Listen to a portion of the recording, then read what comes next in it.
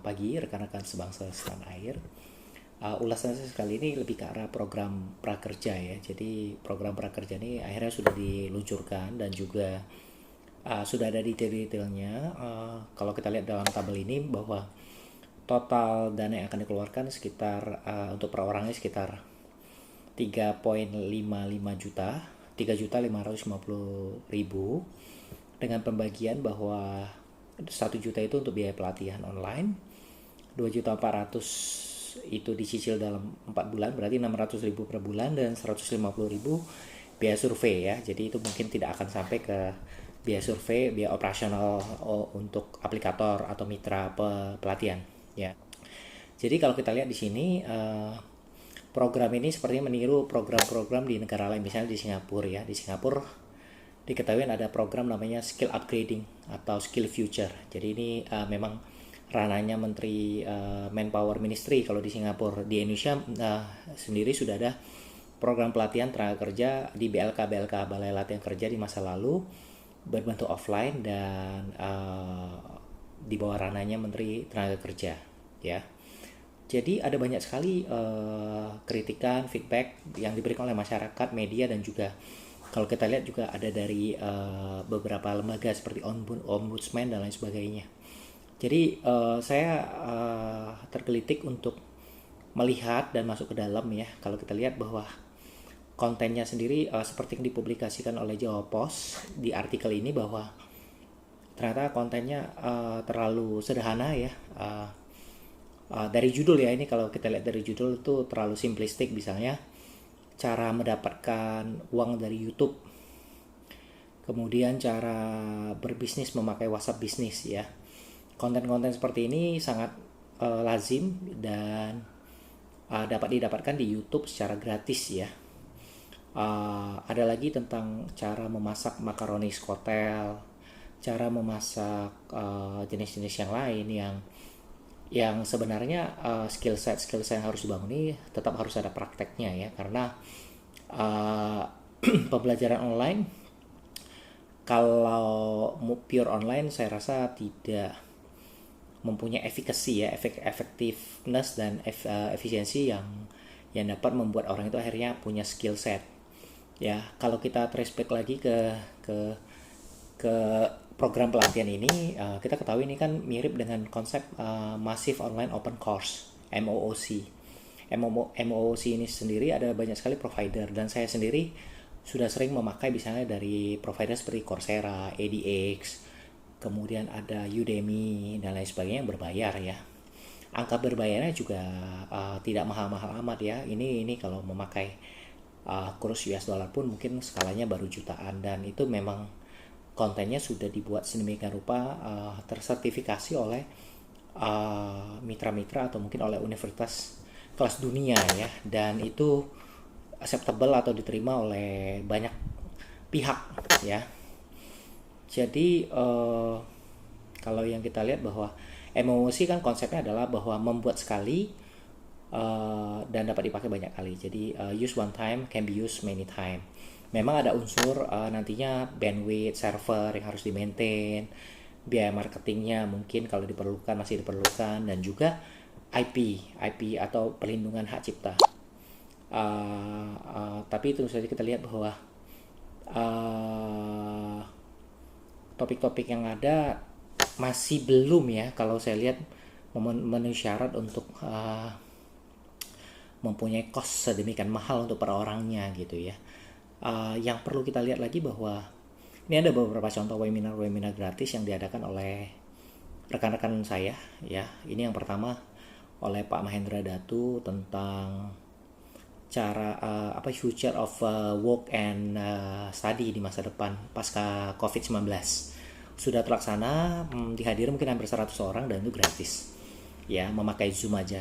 Kemudian yang berikutnya yang akan terlaksana beberapa hari ke depan itu tentang bisnis franchise, kesalahan yang salah kelola di bisnis franchise ya. Jadi kalau yang message dari saya sendiri adalah bahwa di masa-masa krisis COVID-19 ini alangkah baiknya dana yang ada itu benar-benar dikelola dan dimanfaatkan sebaik-baiknya ke arah pertama bahwa banyak PHK yang terjadi ya. Bagaimana caranya membantu orang-orang yang kena PHK ini khususnya untuk urusan perut, urusan sewa rumah dan sewa rumah atau sewa kos-kosan kontrakan mereka. Itu yang paling urgent. Yang kedua, tentang penciptaan lapangan kerja baru ya. Kalau kita lihat ada salah satu training cara melakukan interview dengan baik dan mudah mendapatkan kerja. Ini sih jujur aja tidak akan berguna ya, karena di masa-masa krisis seperti ini mau interviewnya sebaik apapun ya lapangan kerjanya tidak ada. Jadi lapangan kerjanya justru harus dibantu diciptakan. Salah satunya melalui peran aktif pemerintah ya.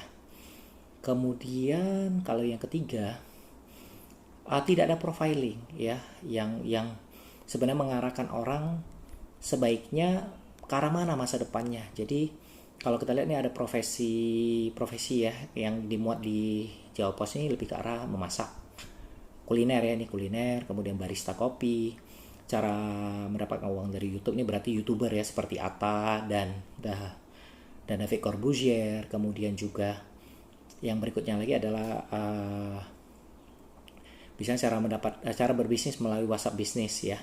Jadi itu lebih ke arah pedagang-pedagang mungkin ibu rumah tangga atau pedagang-pedagang UKM yang ingin berbisnis lewat WhatsApp ya. Nah kalau yang perlu diarahkan sebenarnya profiling kecocokan orang.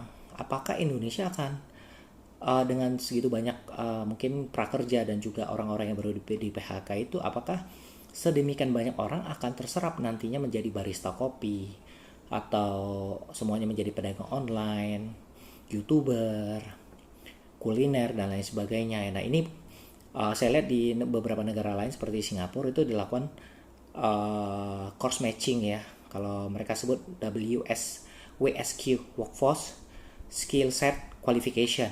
Jadi orang tuh benar-benar dites dulu kecocokannya dan masa depannya, dan juga dicocokkan dengan keberadaan atau profiling ekonomi dan employer atau calon perusahaan yang akan mengambil. Ya, kalau kita hanya mengadakan program di mana orang bebas ambil, kemudian dia bebas ambil konten online-nya, dia belajar, paham nggak paham, dengan efikasi yang mungkin di bawah rata-rata ya, karena tidak ada tatap muka, dan kemudian sesudah 4 bulan ya sudah gitu kan, jadi tidak ada keberlanjutannya.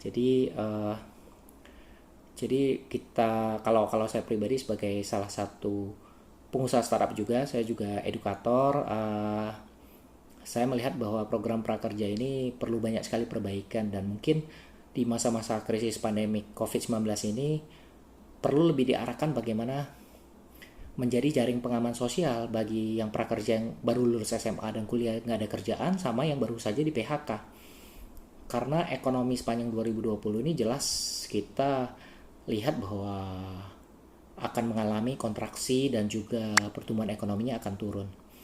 Jadi besar harapan kami ya budget yang ada, yang saya dengar sih sekitar 20 triliun, di mana dari 20 triliun itu sekitar 5 triliunnya akan diarahkan ke pelatihan ini menjadi lebih efektif, mungkin diarahkan atau dialihkan ke sesuatu yang lebih direct, lebih langsung dan meaningful ke tenaga kerja tersebut, entah itu mungkin dalam bentuk penciptaan lapangan kerja, subsidi ke para employer ya, perusahaan-perusahaan yang sebenarnya juga mengalami kesulitan keuangan. Kalau harus menambah karyawan baru, justru dia disubsidi misalnya untuk menerima karyawan baru yang prakerja tersebut sehingga mereka bisa bekerja dan magang gitu ya. Jadi dana yang ada misalnya 1 juta tersebut itu bisa dialihkan justru ke para perusahaan-perusahaan yang level UKM, level perusahaan menengah besar, yang lain sebagainya, yang sebenarnya menjadi insentif mereka untuk memberikan pengalaman kerja langsung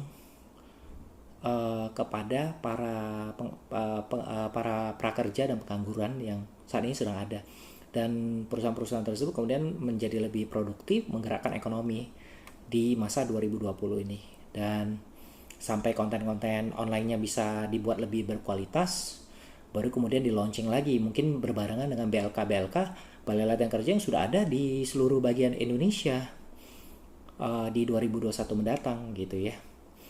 Demikian ulasan saya hari ini, semoga bermanfaat demi kebaikan bersama. Terima kasih.